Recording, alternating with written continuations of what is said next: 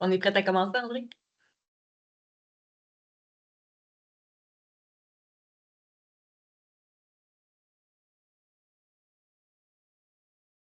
Parfait. Donc, on va peut-être se garder encore quelques petites secondes, un petit 30 secondes avant de commencer, sinon parce que on va laisser un maximum de personnes pouvoir rentrer dans la rencontre. Ça ne sera pas bien long.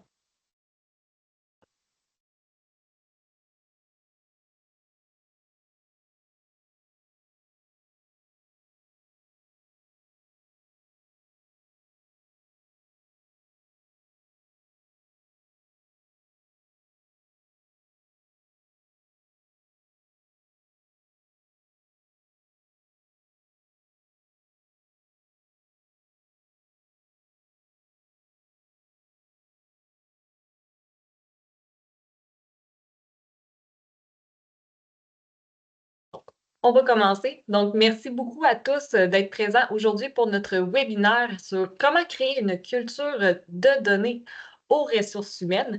Donc, aujourd'hui, le plan de match pour la prochaine heure, super simple. Tout d'abord, ma collègue et moi, on va se présenter. Ensuite, on va faire un petit résumé des prochaines activités qui sont à venir avec nous. On va parler de la culture de données. Donc, c'est quoi une culture de données aux ressources humaines? Ensuite, on va discuter de c'est quoi les principaux piliers pour pouvoir élaborer une culture de données. On va parler des principales étapes pour pouvoir instaurer une culture de données au sein de son département RH. Et ensuite, on va vraiment aborder une période de questions. Donc, tout au long de la présentation, vous pouvez accéder au clavardage, poser vos questions sans aucun problème. Nous, on va se garder vraiment un petit moment pour pouvoir y répondre à la fin. Donc, aujourd'hui, qui nous sommes? Donc, pour la plupart d'entre vous, vous nous connaissez déjà depuis un bon moment. Donc, nous sommes Cara RH. Donc, Cara, qui c'est? C'est une équipe de 9 passionnés d'analytique RH.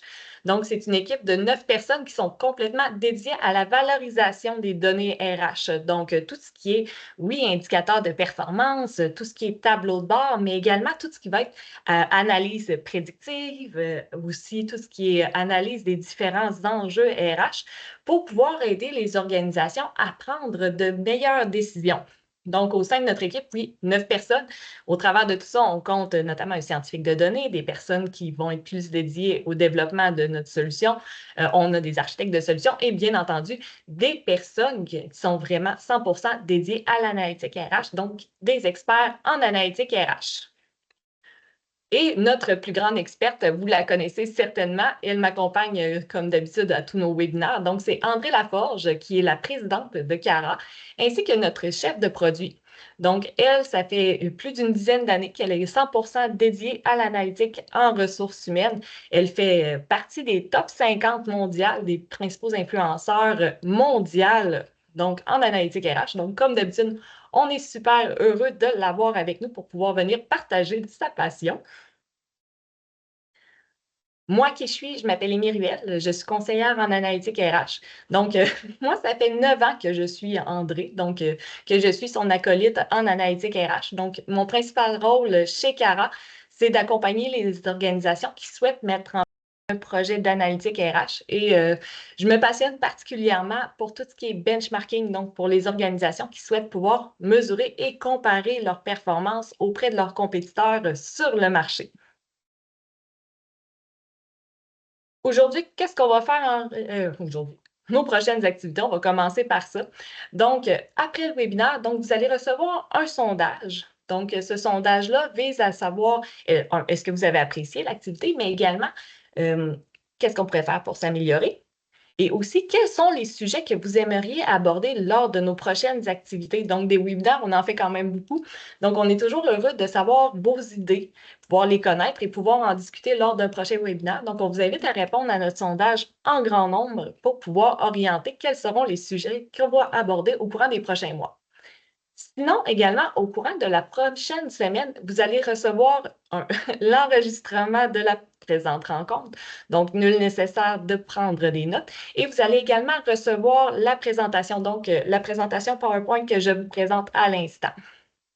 Sinon, en tant que tel, notre prochaine activité va avoir lieu le 22 avril prochain et ça va être sur les indicateurs de performance. Donc, percer le secret des indicateurs de performance en ressources humaines et plus spécifiquement les indicateurs démographiques et de structure organisationnelle. Donc, André Laforge va mettre le lien vers le formulaire d'inscription dans le chat. Donc, pour ceux et celles qui sont intéressés à venir percer le secret de ces indicateurs-là, on vous invite à vous inscrire en grand nombre. Donc, c'est une activité, par exemple, qui va être un peu différente de celle où on a l'habitude de participer. Donc, c'est un webinaire qui vise à répondre à vos questions. Donc, au courant des prochains jours, donc au courant de la prochaine semaine, donc on vous invite à consulter notre site Internet, on va publier un nouvel article de blog qui va être la liste des indicateurs démographiques et de structure organisationnelle en ressources humaines. Donc, on vous invite à prendre connaissance de ce document-là et pouvoir par la suite venir participer à notre webinaire et poser toutes vos questions sur notamment les formules, à quoi ces indicateurs servent, comment on peut les segmenter, ces indicateurs-là, avec quel autre indicateur ça peut être intéressant de les croiser. Donc, on vous invite à y participer, à noter vos questions, puis à venir avec nous justement le 22 avril prochain pour pouvoir justement poser toutes les questions sur ces indicateurs-là. Donc, on se lance sur cultiver une culture axée sur les données en ressources humaines. Donc, aujourd'hui, on veut vraiment explorer comment les professionnels en ressources humaines ou les dirigeants d'entreprise peuvent tirer parti des données pour notamment améliorer la prise de décision, améliorer leur efficacité organisationnelle ou également accroître l'engagement des employés au sein de leur organisation. Donc, le but aujourd'hui, c'est que vous puissiez découvrir des stratégies pour instaurer vraiment une culture où les données vont guider la prise de décision et la prise d'action au sein de votre organisation, que ce soit notamment en optimisant la prise de décision grâce à l'analyse des données RH. Donc, ça signifie que les décisions RH ici seront plus prises uniquement sur la base des intuitions. Donc, le fameux, comme on disait avant, le faites-moi confiance, ça va marcher, ou des expériences passées, donc des actions que vous avez peut-être entreprises dans des emplois antérieurs. Donc, de pouvoir prendre des décisions qui vont être basées sur les données et sur des indicateurs concrets. Donc, vous les connaissez notamment les indicateurs classiques de roulement, de mobilisation ou encore de productivité. Donc, l'analyse des données permet d'anticiper les tendances. Ça va vous permettre également d'identifier des problèmes et de mettre en place des actions ciblées pour améliorer la gestion de vos ressources humaines. Donc, le but d'avoir une culture axée sur les données RH, c'est d'optimiser cette prise de décision-là, axée sur vos données. Ensuite, cultiver une culture axée sur les données va vous permettre aussi d'améliorer l'efficacité opérationnelle en identifiant les leviers de performance. Donc, ce que je veux dire par là, c'est que les données RH vous permettent d'identifier les facteurs qui influencent la performance de vos employés et de votre organisation, comme la charge de travail, les formations à donner. Vous pouvez également identifier ce qui cloche ou ce qui fonctionne vraiment bien dans l'environnement de travail aussi en général. Donc, en comprenant vraiment ces éléments-là, votre entreprise peut optimiser ses processus, elle peut réduire les inefficacités et favoriser un meilleur rendement, donc un meilleur environnement de travail. Et par la suite, renforcer l'engagement des employés en s'appuyant sur des informations qui sont pertinentes. Donc, l'engagement de vos employés repose sur plusieurs facteurs que vous connaissez, là, tout ce qui est bien-être, la reconnaissance, les opportunités de développement. Et grâce à ces données, votre entreprise peut mieux comprendre les attentes de vos employés et mettre en place des actions qui vont être vraiment adaptées à eux pour les motiver ou également les fidéliser. Mais en tant que telle, qu'est-ce qu'une culture axée sur la donnée? Donc, je vous ai mis une petite définition ici qu'une culture axée sur les données désigne un environnement organisationnel où les décisions stratégiques et actions sont guidées par l'analyse des données plutôt que par l'intuition ou l'expérience seule. Donc, les données vont être au cœur de vos processus. Donc, ça, ce que ça veut dire, c'est que ça va être une approche qui va consister à intégrer les données et l'analyse aussi de ces données-là dans votre prise de décision RH. Donc, ça implique de tout ce qui est la collecte de vos données. Donc, ça implique tout ce qui est l'analyse de vos données et des indicateurs que vous produisez pour identifier vos tendances et optimiser les stratégies RH. Et également, prendre des décisions qui vont être basées sur des faits plutôt que sur les intuitions. Donc, prendre des décisions qui vont être basées sur les analyses que vous produisez. Et tout ça dans le but de favoriser une culture qui va viser l'amélioration de votre organisation, donc la bonification de vos actions, en utilisant vraiment tout ce qui va être les insights, désolé pour l'anglicisme, pour ajuster vos politiques RH notamment. Donc, On veut que vous puissiez utiliser vos données comme un levier stratégique pour mieux gérer vos talents, améliorer l'expérience de vos employés au sein de votre organisation et optimiser la performance finalement globale de votre entreprise. Donc, c'est pas mal ça ce que j'ai à dire aujourd'hui. André, je te passe le micro. Parfait. Je vais, pum, pum, pum, pum. OK. Je vais m'en aller à où est-ce que je suis supposée d'être rendue.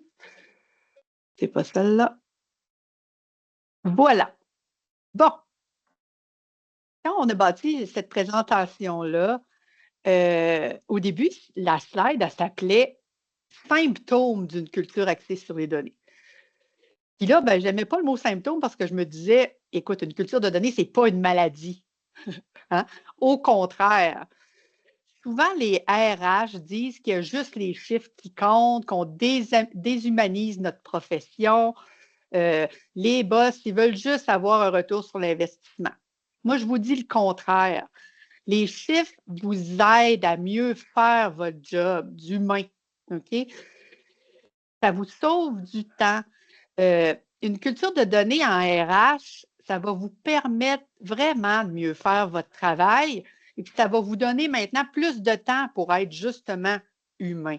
Fait que voyez ça d'un autre sens, voyez ça plus comme un outil d'avoir une culture axée sur les données. Donc, quand on rentre dans une organisation, on se rend compte que rapidement, là, quand il y a une culture axée sur les données, puis je vous dirais, c'est quoi les 4 caractéristiques majeures? Bien, la première, c'est que la prise de décision, que ce soit des décisions stratégiques ou opérationnelles, ils sont habituellement fondés sur des faits et des analyses plutôt que sur des suppositions, des intuitions, des il me semble. OK? La deuxième caractéristique, c'est que la donnée, elle est accessible pour tous. Donc, les professionnels RH, la haute direction, les gestionnaires, puis même les employés ont accès aux informations pertinentes pour leur rôle. Ils sont aussi formés pour interpréter ce qu'ils voient. La troisième caractéristique, bien entendu, c'est que si on a accès aux données, c'est qu'on a des outils et des technologies qui sont adaptés pour ça. Donc, l'organisation utilise soit des plateformes analytiques, des tableaux de bord, des outils de visualisation pour pouvoir exploiter la donnée efficacement. Puis la quatrième caractéristique, qui est liée aussi aux accès aux données pour tous, c'est des compétences analytiques développées. Les équipes sont encouragées à développer leurs compétences en analyse de données. Donc, il y a la présence aussi d'une équipe en analytique RH, ou au moins on a une personne qui porte le chapeau de l'analytique RH dans l'organisation. On aurait pu ajouter aussi d'autres caractéristiques comme la culture de transparence, la sécurité des données, une culture d'expérimentation aussi. On aime expérimenter, on aime s'améliorer. En gros, là, voilà ce que c'est là, les caractéristiques d'une culture axée sur les données. Maintenant, parlons maintenant des piliers. OK? Donc, on en a mis 4 piliers majeurs si vous voulez instaurer une culture de données dans votre fonction RH, dans votre département RH. La première, c'est que ça doit venir d'en haut. Les leaders, ils doivent encourager l'utilisation des données. Si ça ne vient pas d'en haut, c'est tout le temps difficile de partir du bas et faire remonter ça. Donc, il faut avoir vraiment un leader qui est axé données. Le deuxième pilier, c'est la littératie des données. Bon, c'est quoi la littératie? Qu'est-ce que ça veut dire? Là? C'est d'être capable de lire, comprendre, analyser et utiliser les données de manière éclairée. Donc, pour avoir une littératie des données, il faut être formé. OK? Être formé pour comprendre puis analyser les données. Fait que, en le fond, exemple, on offre des ateliers internes pour apprendre à lire des tableaux de bord ou comprendre des indicateurs clés. Le troisième pilier, c'est un processus décisionnel basé sur les données. Donc, les données les décisions sont systématiquement appuyées par des données. Les équipes utilisent les indicateurs clairs pour évaluer les différentes options et choisir les meilleures stratégies. Par exemple, un exemple que je pourrais vous donner, là, on utilise des indicateurs de performance RH pour identifier les départements qui nécessiteraient des plans de rétention ciblés. OK? Les données, ça vous aide à mieux cibler vos interventions, donc utilisez-les là, dans votre processus décisionnel. Puis le quatrième pilier, c'est la transparence et la confiance. Il faut avoir une communication ouverte sur la façon dont les données sont collectées, utilisées et surtout sécurisées. Pourquoi? Parce qu'on parle de données confidentielles et de données sensibles. Puis pourquoi transparence? Le meilleur cas là, qui me vient à l'esprit, c'est que souvent, des organisations vont faire des sondages d'engagement. Et vu que les sondages sont moins bons qu'on pensait, ben, on ne partage pas les résultats. Ça, c'est une mauvaise pratique. OK? Il faut quand même partager les résultats de sondage d'engagement, même si les résultats ne sont pas bons. Puis il faut toujours expliquer les actions qui vont découler. Donc, la transparence et la confiance sont super importants quand on veut mettre en place une culture axée sur les données. Donc, si on regarde chacun des piliers, puis qu'est-ce que vous pourriez faire, là, ben, c'est certain, comme je disais, il faut que ça parte d'en haut. Mais il y a aussi certains secteurs d'activité qui ont davantage tendance à avoir une culture de données. Quand on est dans un secteur comme un secteur financier, le secteur bancaire, le secteur des assurances, habituellement, on a davantage une culture de données que d'autres secteurs d'activité. Ce qu'on remarque aussi, c'est que les organisations qui sont détenues par des sociétés américaines, ils ont plus tendance à avoir une culture de données aussi, parce qu'ils ont des comptes à rendre et ces comptes-là, habituellement, sont chiffrés. Aussi, on se rend compte que quand on a des fonctions dans l'organisation qui ont une culture de données forte, bien, cela, ça a tendance à déteindre sur l'équipe RH. Et pour des plus petites organisations, ça va dépendre beaucoup de la tête dirigeante. OK? Donc, il faut que les leaders de l'organisation demandent des faits. Ils demandent des faits concrets avant de prendre des décisions. Ils ne prennent pas des décisions juste sur la direction du vent ou comment ils se sentent. Puis, comment on peut faire ça? Comment on peut rendre le leadership plus engagé, si on veut? Ben moi, je dirais qu'il faut que l'équipe RH ou les dirigeants RH aient leur propre tableau de bord. Il faut aussi que les indicateurs RH, qu'il y en ait des indicateurs RH sur le tableau de bord corporatif. Il ne faut pas juste que ce soit des indicateurs financiers sur le tableau de bord corpo, il faut qu'il y ait des indicateurs RH. Il faut former tous les leaders sur la compréhension et l'interprétation des indicateurs RH clés. Donc, un taux de roulement, il faut que ça soit bien expliqué. Les gens d'RH comprennent c'est quoi un taux de roulement, mais il faut que ça soit bien expliqué aux autres gestionnaires de l'organisation. Puis moi, je dirais, là, dans tout comité de direction, il faudrait inclure systématiquement des indicateurs et des données RH. Fait que ça, c'est pour le premier pilier. Le deuxième pilier, c'est la littératie des données, donc être en mesure de former les équipes RH. Il faut vraiment développer les compétences analytiques des professionnels RH pour qu'ils puissent utiliser efficacement les données dans leur prise de décision. Habituellement, ce qu'on le voit, là, dans des équipes RH, il y a du monde qui sont fluides, si on peut dire, avec tout ce qui est données RH. Et il y en a d'autres qui ont un petit peu plus de misère. Fait que c'est important de mettre tout le monde au même niveau. On ne veut pas faire de l'équipe RH des scientifiques de données. Ça, on peut avoir un scientifique dans notre équipe, c'est bien correct. On n'a pas à tous devenir des scientifiques de données. OK? Il faut être en mesure de comprendre les bases. Donc, il faut organiser des formations internes sur les concepts clés de l'analytique. faut être en mesure de comprendre les KPI RH, comment se calcule le taux de roulement, le taux d'absentéisme, un taux d'encadrement, qu'est-ce que ça veut dire? C'est quoi un bon taux d'encadrement dans une organisation? Il faut proposer aussi des ateliers pratiques, surtout aux partenaires d'affaires RH, sur comment utiliser les données dans leur travail de tous les jours, comment les données vont leur aider à mieux connecter avec les gestionnaires qu'ils accompagnent. Et aussi, il faut apprendre à maîtriser des outils comme Power BI, Excel à la limite. OK? Fait que je dirais en gros, là, c'est ça. Là. Il faut devenir curieux en RH. Il faut se former davantage.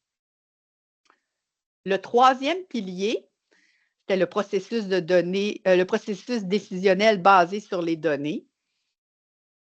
Il faut juste standardiser les décisions RH. OK? Donc, quand on prend une décision RH, on est backé par des benchmarks, par des indicateurs. On a des tableaux de bord dynamiques, donc pas un tableau de bord annuel, hein, des tableaux de bord dynamiques qui se mettent à jour régulièrement. Puis, il faut aussi encourager l'expérimentation. Par exemple, les tests comparatifs, là, le A/B testing, là, d'être capable là, de regarder deux versions d'une initiative RH et de voir ces versions-là, quels seraient les effets sur notre taux de roulement. Puis un autre exemple, on pourrait faire des bilans, puis on n'est pas obligé de faire des bilans à tous les mois de nos indicateurs de performance, mais on pourrait s'asseoir tous ensemble, l'équipe RH, au trimestre, puis de regarder des indicateurs bien spécifiques, de tenter ensemble de les analyser et de voir comment ça peut influencer nos décisions. Le quatrième pilier, la confiance, la transparence, c'est toujours bien expliquer qu'est-ce qu'on fait avec les données sur les employés. Okay? Démontrer comment elles sont sécurisées. Il faut vraiment instaurer un climat de confiance parce que si on ne le fait pas, la culture de données ne peut pas arriver.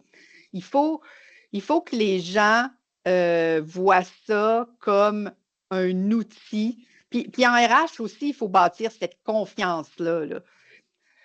Fait que moi, je dis, il faut tout le temps partager les résultats des analyses avec les équipes, expliquer ce qui se passe, expliquer pourquoi on collecte cette donnée-là, à quoi elle va servir. Avoir des politiques aussi très claires sur la confidentialité des données. Ça va inspirer la confiance. Maintenant, si là, demain matin, vous voulez commencer à bâtir une culture axée sur les données dans votre département RH, qu'est-ce que vous devriez faire? OK? Puis là, bon, on n'a pas la science exacte. On vous propose quelques actions qui pourraient être intéressantes. Bon, la première, c'est la sensibilisation puis la formation.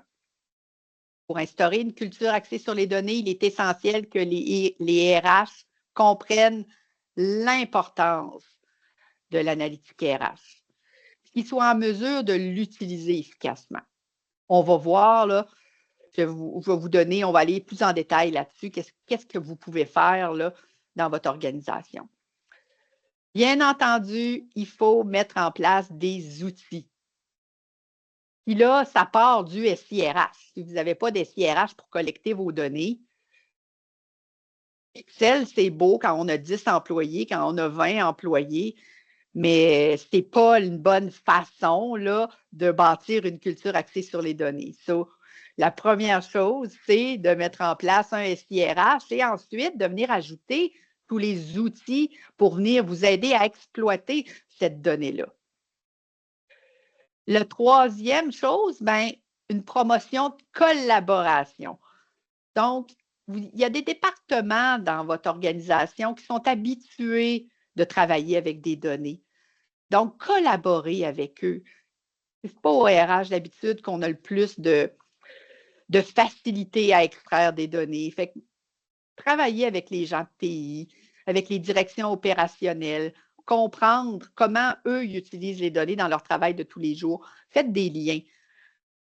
Finalement, pour s'assurer que notre culture axée sur les données s'améliore, ben, il faut évaluer ça régulièrement. Qu'est-ce qu'on veut dire par là? Ben, au trimestre, regardez comment on utilise les tableaux de bord que vous avez mis en place. Est-ce que les gens les utilisent, ces tableaux de bord-là? Est-ce que vous ne pourriez pas faire un sondage pour leur demander comment améliorer les outils? Donc, tu sais, c'est important de s'assurer qu'il y a une amélioration continue puis une évaluation de notre culture axée sur les données. Fait que si on prend chacun des points, bon, sensibilisation et formation des équipes RH, la première chose à faire, c'est d'expliquer comment les données soutiennent la décision stratégique en RH. Puis ça, il faut l'illustrer avec des exemples concrets d'impact. Quand on réduit le taux de roulement, ça augmente notre marge de profit. Pourquoi? Comment? Comment aussi, en utilisant les données, on va faire une meilleure planification des talents en sachant qu'on a du roulement qui vient dans des périodes, on a des pics de roulement, bien, peut-être que nos équipes d'acquisition de talents peuvent mieux planifier leur recrutement. Donc, il faut être en mesure d'expliquer ça avec des exemples concrets.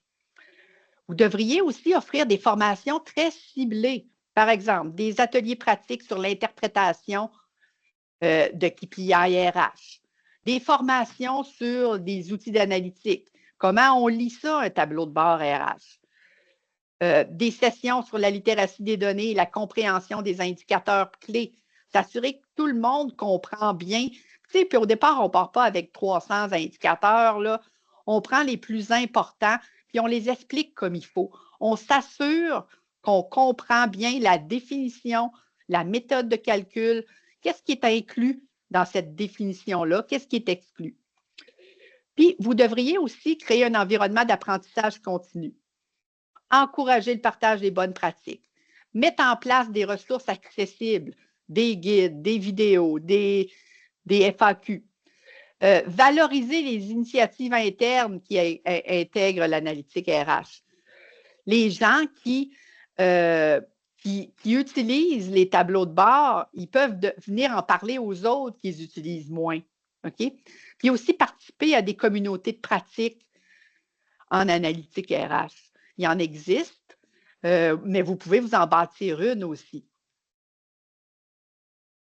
Si on regarde maintenant la mise en place d'outils adaptés, ben, pour faciliter l'accès et l'analyse des données, il est indispensable d'avoir des outils.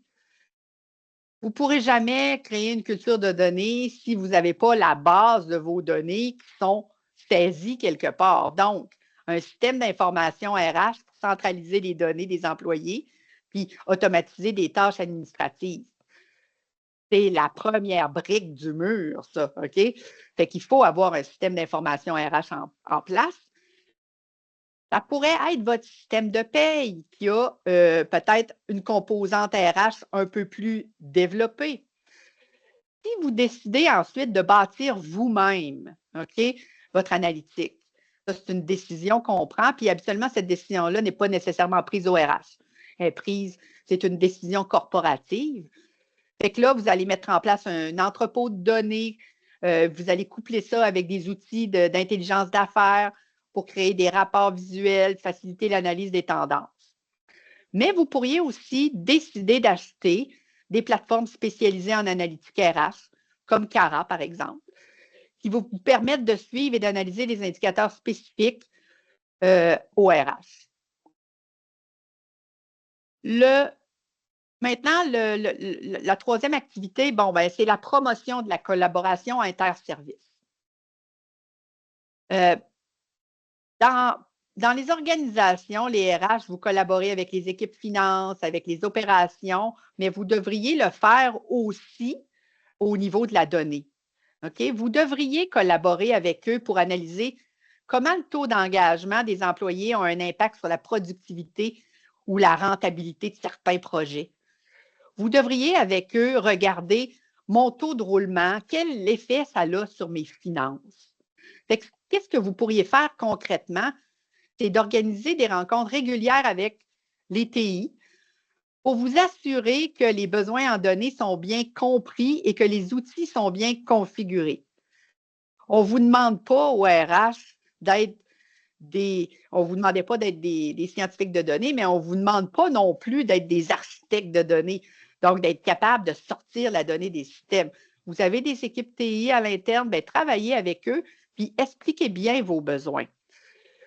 Travaillez aussi avec les gestionnaires des différents départements pour identifier les données qui sont pertinentes pour eux. C'est quoi quelles données ils ont besoin pour mieux gérer leur équipe?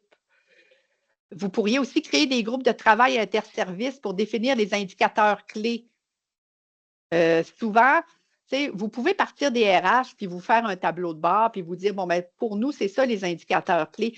Mais validez aussi avec le reste de l'organisation. Est-ce que il y a des indicateurs qui vont vous servir au RH qui ne serviront pas ailleurs, mais essayez de trouver des indicateurs RH qui vont servir à tout le monde. Puis surtout, travaillez avec les finances, car ils ont habituellement une longueur d'avance en analytique. OK? Puis, tentez aussi de vous aligner sur leur définition. Un employé, qu'est-ce que ça veut dire pour les gens de finance? Un nombre d'employés, pour eux, c'est quand qu'ils prennent le nombre d'employés. C'est le nombre d'employés à la fin de la période habituellement. Quand on dit c'est combien j'ai d'employés, bien, on va regarder, là, à la fin février, on avait tant d'employés. Bien, vous devriez vous aligner sur cette définition-là parce que c'est très difficile de gagner contre les finances, OK?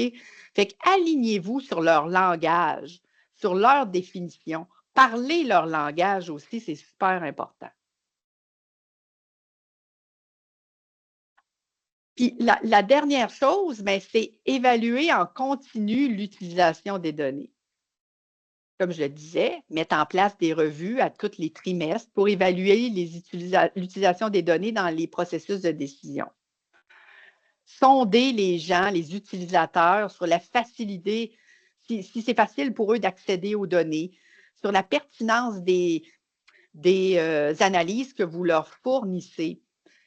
Vous savez, tu sais, souvent on a vu ça dans des organisations, on nous demande à tous les mois d'envoyer un rapport sur, bon, telle chose.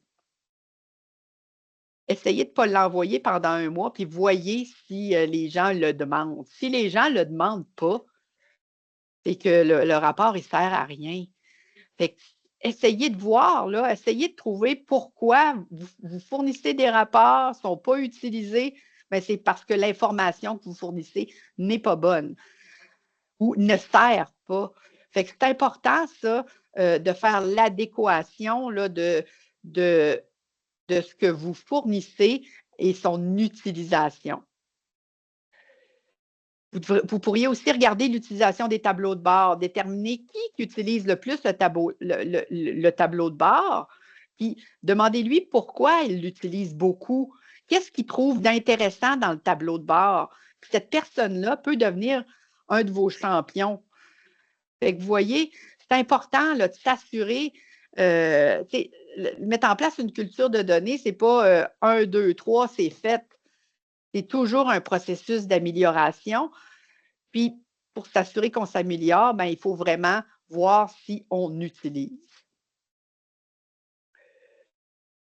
Fait que là, je vais laisser Amy vous parler de quelques cas pratiques et témoignages qu'on a de nos clients qui ont une culture de données.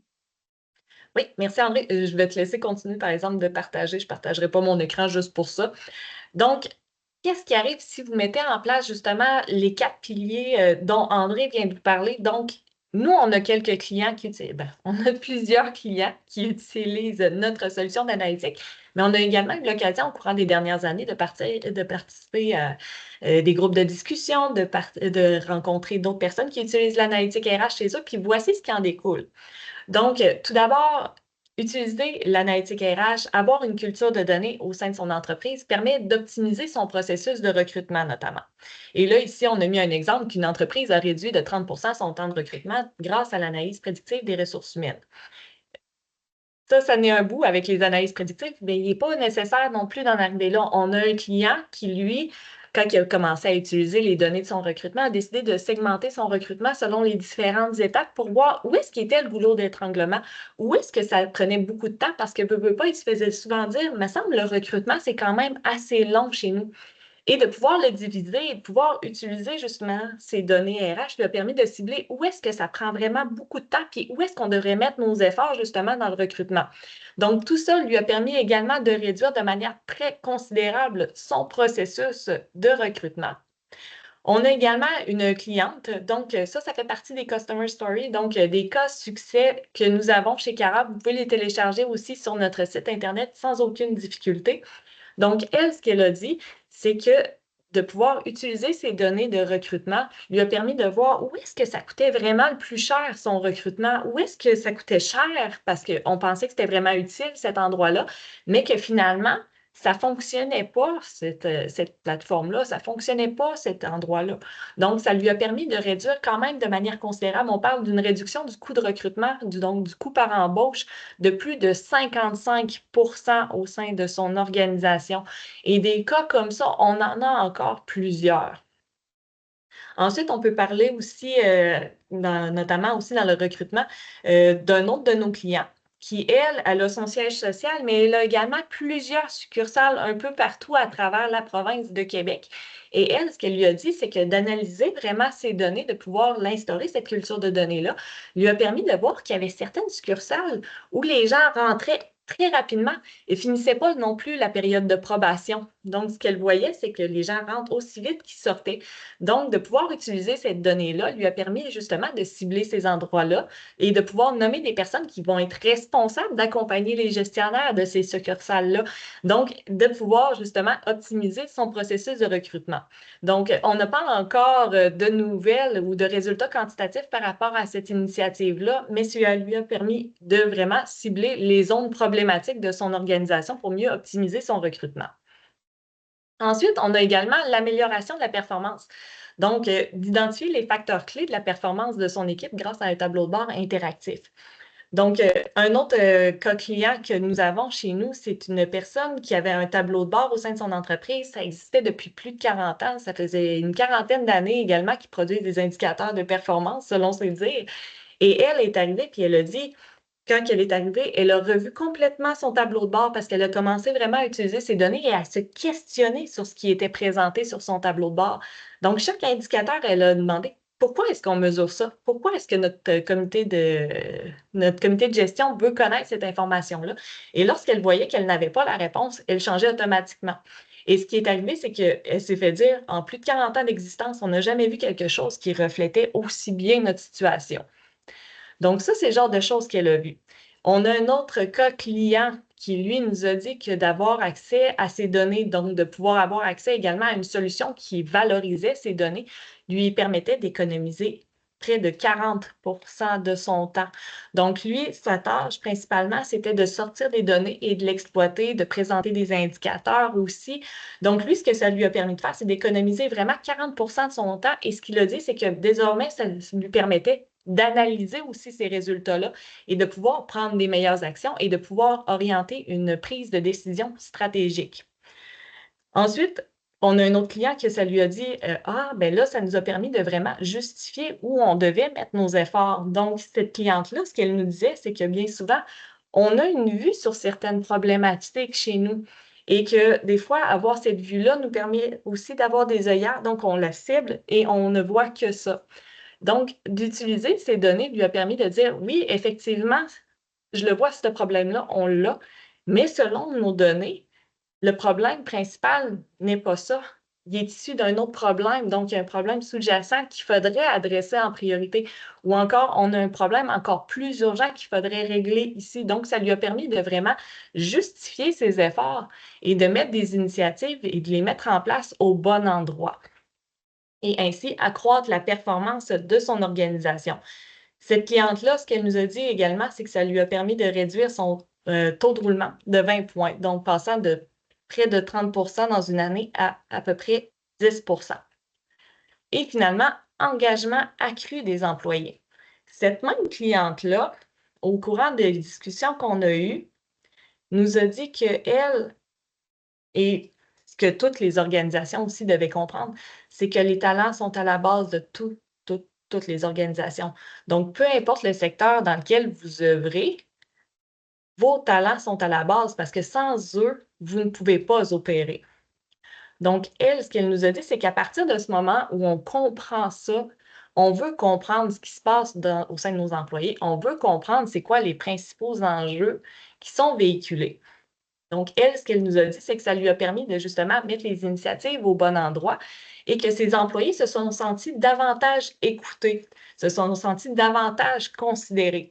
Donc là, on pouvait voir vraiment une augmentation du sentiment de reconnaissance. Et j'ai le chiffre ici, une augmentation de 16 du sentiment de reconnaissance au sein de son employé. Et que le sentiment d'appartenance aussi au sein de son organisation a augmenté de près de 15 Donc, c'est quand même considérable. Donc, d'avoir une culture de données permet de justement se sentir plus proche de ses employés et plus à l'écoute. Merci, oui. Ça fait plaisir. On arrive à la conclusion. Fait que, tu sais, si vous avez 3 choses, là, j'ai dit, je vais en regarder rien que 3, OK? Parce qu'on vous a dit beaucoup de choses. Puis, fait que si vous voulez instaurer une culture de données, vous voulez améliorer la culture de données dans votre organisation, dans votre département RH, bien, c'est certain que la première chose, c'est que l'exemple doit venir d'en haut. Donc, s'il y a des directeurs, directrices RH dans l'audience, ça doit venir de vous. Parce que si ça ne vient pas de vous, c'est plus difficile. C'est plus difficile d'instaurer une culture de données. Ça doit vraiment venir d'en haut. Puis je dirais que si ça vient, si cette culture des données-là ne doit pas venir seulement des RH, parce que là aussi, ça va être difficile d'instaurer une culture de données à travers toute l'organisation. OK? Ça ne veut pas dire que ce n'est pas possible, mais ça peut être difficile. Donc, l'exemple doit venir d'en haut. Les leaders doivent montrer l'importance d'utiliser les données et doivent encourager l'utilisation des données et doivent mettre en place et aider à mettre en place tout l'écosystème technologique pour être en mesure de mieux exploiter les données. Je vous dirais que c'est la première chose à retenir. La deuxième, formez-vous. Okay? Il existe une panoplie. Vous allez en ligne, là, vous allez en trouver des formations sur que ce soit les indicateurs de performance, sur l'analytique, sur la visualisation de données. Formez-vous. Si vous êtes intéressé, on en donne des formations. Contactez Amy. Elle va pouvoir vous orienter là, vers des formations que l'on donne à des équipes RH. Aussi, la troisième chose, voir les autres départements. OK? N'allez pas, pensez pas que vous allez réussir tout seul au RH à faire tout ça. Allez voir les TI, allez voir les gens d'opération, allez voir les finances. Ça peut juste vous aider à mieux structurer votre initiative de culture des données. Ce qu'on a fait pour vous, puis je vais, Amy, je ne sais pas si tu peux mettre le lien dans le chat. On a bâti un genre de sondage de maturité. OK? Donc, si vous faites le petit sondage là, qu'on a mis en ligne, ça va vous donner, malheureusement, vous remplissez le sondage, puis c'est Amy qui va vous renvoyer votre résultat, là, mais ça va vous positionner. Êtes-vous au niveau de la maturité que vous avez dans l'établissement de votre culture de données en RH? Donc, je pense qu'il y a 11 questions, 10 ou 11 questions. Vous répondez à ça et Amy va vous envoyer un petit rapport qui vous dit où vous vous situez, puis quelles devraient être vos prochaines actions ou sur quoi vous devriez focusser pour améliorer la culture de données dans votre organisation. Fait que voilà, je pense qu'on fait le tour, Amy.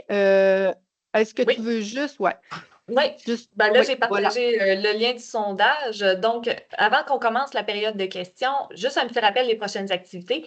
Donc, vous allez recevoir cette semaine un lien vers le sondage de satisfaction. Donc, encore une fois, je vous répète qu'on vous invite à y répondre en grand nombre, étant donné que ça permet de nous améliorer et orienter les prochains sujets que nous allons aborder lors de nos prochains webinaires. Et finalement, la semaine prochaine, je vais vous envoyer le lien vers l'enregistrement ainsi que la présentation. Donc, vous allez avoir accès à ce contenu-là.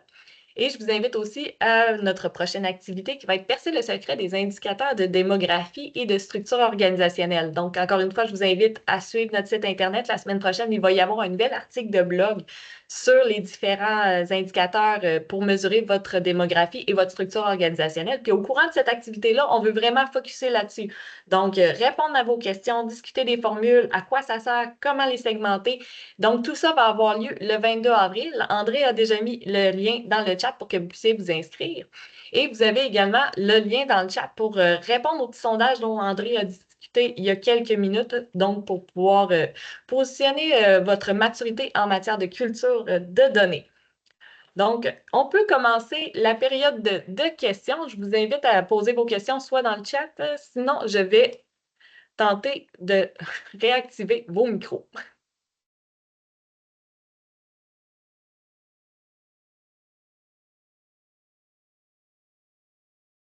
Donc, vos micros sont autorisés. Vous pouvez l'allumer si jamais vous avez des questions. Ne soyez pas gênés. Que vous soyez au début de votre parcours pour instaurer une culture de données dans votre organisation ou que vous soyez rendu plus loin, il n'y a pas de questions qui sont trop sont pas bonnes, si on veut. Là. Fait que gênez-vous pas, posez vos questions. Sinon, Amy, toi, t'as-tu préparé des questions? Tu as vraiment vu mon visage que Oui. non, moi, je vais en poser une. OK. On a déjà vu et rencontré des gens qui nous parlaient justement de l'utilisation des données au sein de leur organisation. Je repense à une qui me disait qu'elle, quand elle est rentrée au sein de son entreprise, elle était invitée quand même au comité de direction, faisant partie de la direction des ressources humaines. Toutefois, elle disait que elle était la dernière à parler et que deux, il n'y avait aucunement de moment où elle pouvait le faire. Donc, elle était un peu en arrière-plan. Elle était autour de la table, mais un peu la dernière à parler. Donc, dans une situation où vraiment les ressources humaines sont peu prises en considération, donc le département RH se mesure peu et il n'est pas invité à parler autour de la table, quelle serait la première étape selon toi pour pouvoir justement avoir son point à dire? Ben, bon, de un, moi, je sacrerais mon camp. Non. Ne restez pas là. Ne restez pas là, c'est si on ne prend pas en considération les RH, mais en même temps, l'organisation ne sait pas ce qu'elle ne sait pas. Hein? Fait que c'est important d'arriver dans ces comités-là avec justement des faits. Donc, d'arriver avec des indicateurs, d'être préparé, puis d'essayer, puis pas d'arriver avec un rapport de 70 pages, puis avec 52 indicateurs. Regardez vos indicateurs, puis lequel que vous croyez qui est important de mentionner, qui a un impact direct sur la stratégie de l'organisation. Par exemple, l'organisation veut, je ne sais pas moi, croître de 50 20 50 c'est exagéré, 20 dans la prochaine année, mais quand on regarde notre ratio d'embauche nette, il y a plus de monde qui quitte qu'on réussit à en embaucher, mais cette croissance-là ne se produira pas. Donc, d'arriver avec des indicateurs qui sont pertinents, puis de les expliquer, puis de dire, ben OK, on a cette stratégie-là organisationnelle, peut-être faudrait rajouter un indicateur RH qui va nous permettre de s'assurer qu'on arrive à notre objectif de croissance. Fait que, moi, je pense qu'il faut arriver justement avec des faits, avec des indicateurs qui parlent, puis prendre notre place, puis mettre ces indicateurs-là sur le tableau de bord corporatif. OK. Est-ce que Voilà. tu crois, parce que souvent, on a déjà dit qu'un indicateur seul, tu sais, peut avoir plusieurs significations. Penses-tu que d'arriver dans ces situations-là, justement, avec les indicateurs complémentaires qui viennent expliquer la situation, c'est quelque chose de pertinent? Mais c'est sûr, c'est certain, mais il faut faire attention aussi de ne pas les inonder. OK? Surtout si on est dans une organisation qui, de un, les RH sont vus plutôt comme un service que plutôt une valeur ajoutée. Pas arriver avec trop de choses en partant. Arriver avec, puis je disais un indicateur, ça peut être 2, 3 indicateurs, là. Mais, tu sais, il faut que ces indicateurs-là soient parlants, mais en même temps, il faut que vous soyez sûr de vos indicateurs parce que vous allez vous faire challenger. Fait qu'il faut que vous soyez sûr de ce que vous présentez, sûr que les données sont bonnes, parce que si c'est la première fois qu'ils entendent parler du ratio d'embauche nette ou si c'est la première fois qu'ils entendent parler du taux de roulement à 90 jours de nos employés, il est possible qu'il va falloir que vous l'expliquiez, puis que vous ayez l'indicateur, mais que vous ayez aussi tout le rationnel derrière, OK, pour montrer que votre travail, vous l'avez bien fait. Voilà. Ça n'a pas généré plus de questions. Mais merci quand même d'avoir répondu aux miennes. Mais ça me fait plaisir, Rémi. Ça me fait plaisir. Tu as toujours des bonnes questions. Voilà. Bon, Donc, il était 53, donc ça va vous laisser un petit 7 minutes supplémentaires avant votre prochaine rencontre, assurément. Merci beaucoup, André, encore une fois, pour tout le contenu que tu as préparé et pour la belle présentation que tu as faite. ça me fait plaisir, Rémi. On se revoit au mois d'avril. C'est un rendez-vous pour le 22. Bye bye.